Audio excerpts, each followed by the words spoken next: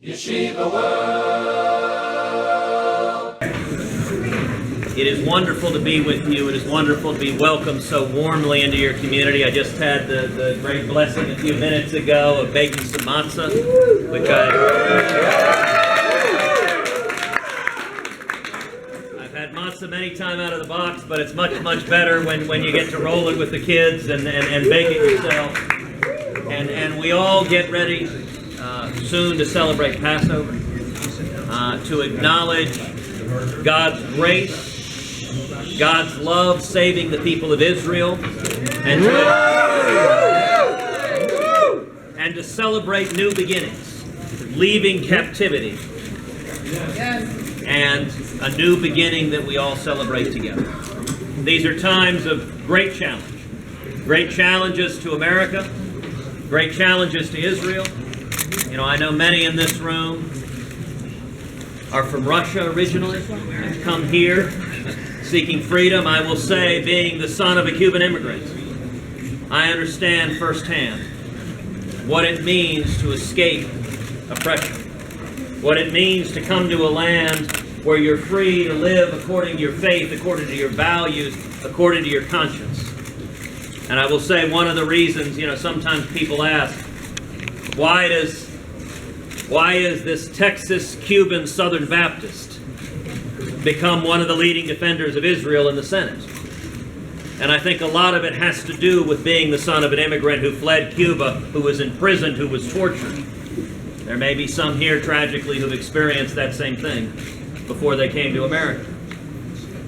And it is, if you look, America has been a beacon of freedom throughout the world, just as the nation of Israel has been, welcoming Jews from across the globe, that the persecution that we have seen over the centuries and over the millennia, that there would always be a homeland, a Jewish homeland in Israel. And we're here to celebrate that homeland, to celebrate the strong and unshakable friendship between America and Israel. Amen. Amen.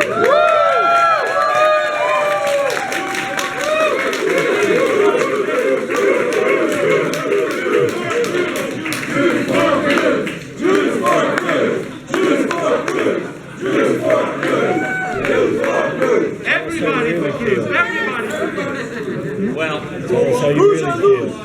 I will say I am so encouraged. There is a power to speaking the truth. Yes. There is a power to speaking the truth with a smile.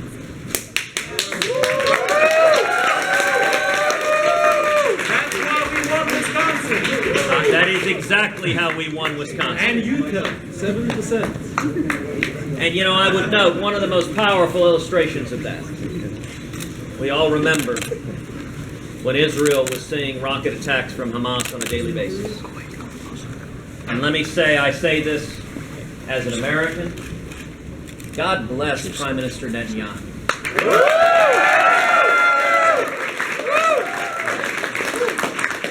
For a voice of clarity in a time of confusion, in a time of foolishness, in a time when the United States is sending $100 billion to the Ayatollah Khamenei.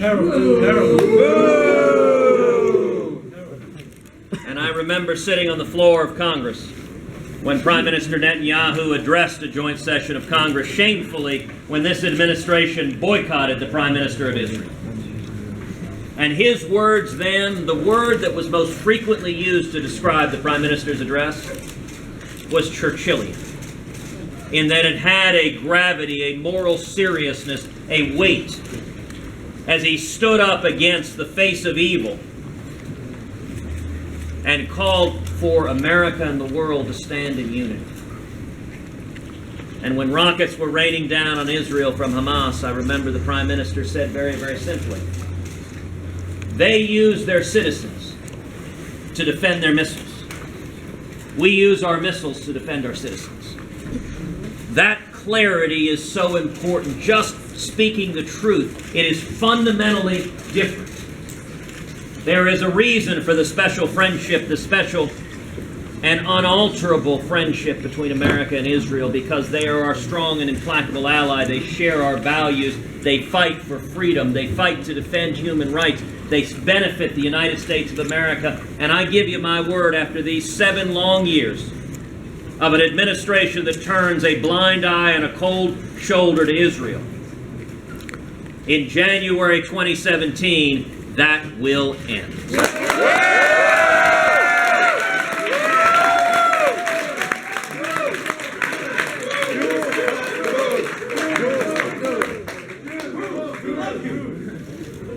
And I love you.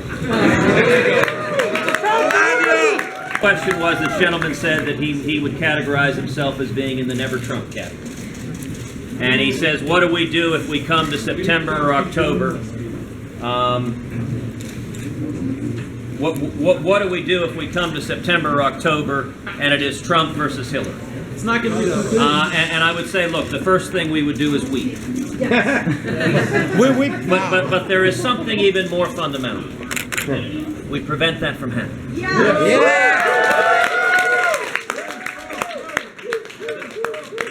stakes in this country are far too great. Let's just take relations with the nation of Israel. Donald has famously said he would be neutral between Israel and the Palestinians. Now, that statement reflects such a profound lack of understanding.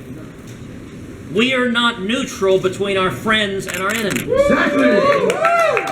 We are not neutral between police officers and bank robbers. Well, the mayor may be. And the stakes are too high. Listen, if Donald is nominated, Hillary Clinton wins that general election and wins by double digits.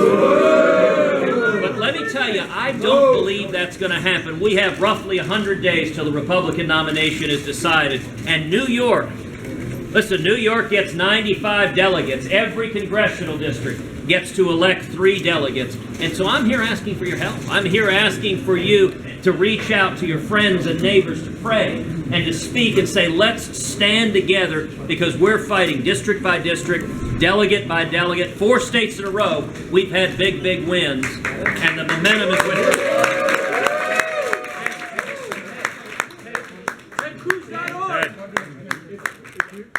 Many people in our community have children in yeshiva. As president, what would you do to support the private education community? So the question was about private education, that many in the community have children in yeshiva, and what is my view on that? I will say, first of all, I am a graduate of private education. I'm a graduate of Second Baptist High School in Houston.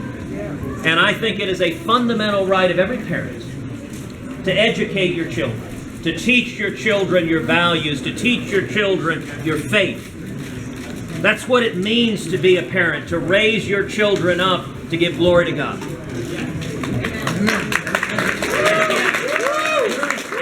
And when it comes to education, I would say a couple of things. Number one, religious liberty is the very first freedom protected in the very first amendment of the Bill of Rights, and that is for a reason.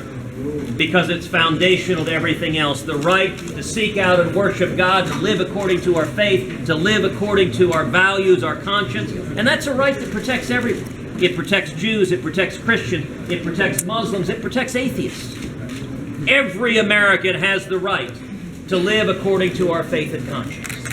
And when you look at yeshivas, when you look at Jewish day schools, we want to continue to protect that religious liberty and keep government away from it. Yes. But I will say second, Jews for Cruz. Jews for Cruz. Jews for Cruz. Jews for Cruz. I will say secondly, that if you look at all the challenges we have in society, whether crime or poverty or healthcare, that education is foundational to solving all of them. Education is the gateway to the American dream.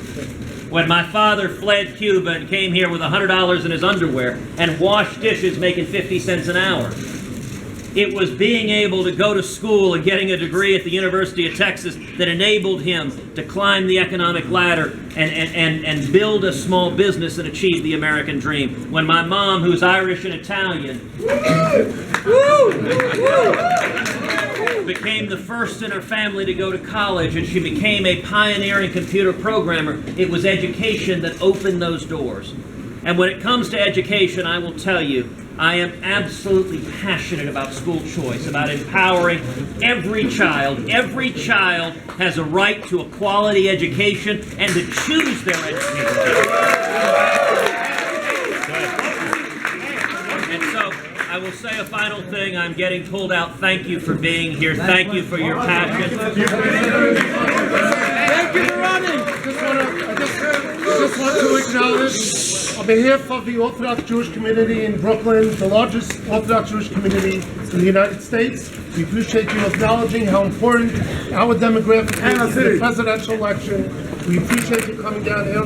We look forward to your next 4 years as President of the United States. 8 years. 8 years. 8 years. Thank you. And I would simply say to everyone, L'chaim. Amen.